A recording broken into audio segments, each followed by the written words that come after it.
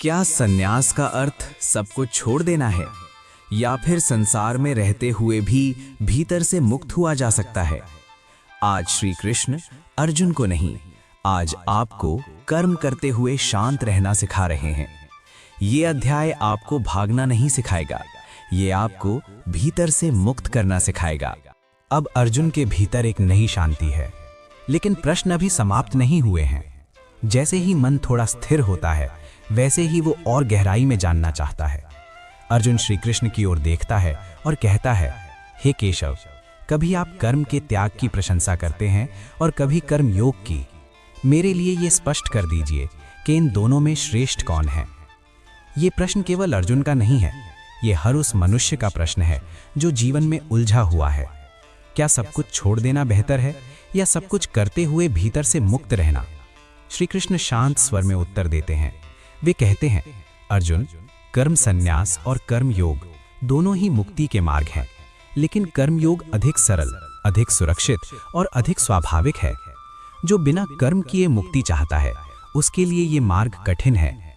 कृष्ण आगे कहते हैं, जो ना किसी से द्वेष करता है, ना किसी से अपेक्षा रखता है, वही सच्चा सन्यासी है, क्योंकि वो द्वंद्वों से मुक्त हो चुका है। वो ना पाने से दुखी होता है, ना खोने से टूटता है। ये बहुत गहरी बात है। सन्यास वस्त्रों से नहीं होता, सन्यास मन की अवस्था है। जो व्यक्ति संसार में रहते हुए भी भीतर से स्वतंत्र है, वही वास्तविक योगी है।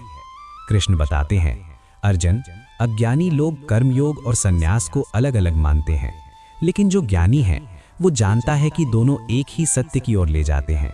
जिसने एक को पा लिया, उसने दूसरे को भी पा लिया।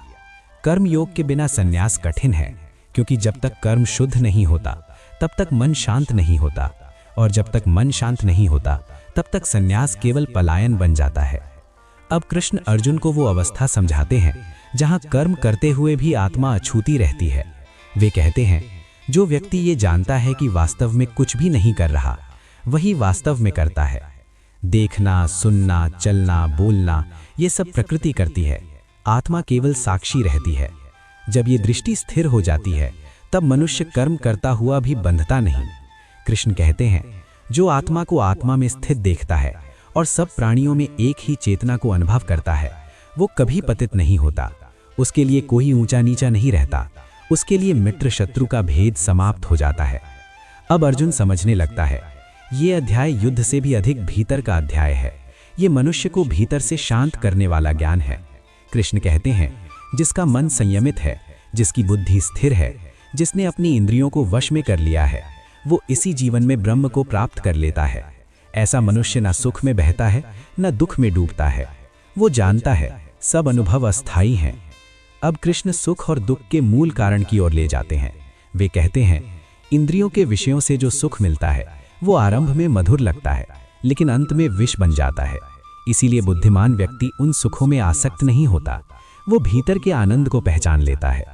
जो व्यक्ति भीतर से तृप्त है, भीतर से शांत है, भीतर से प्रकाशित है, वो बाहर कुछ पाने के लिए व्याकुल नहीं होता।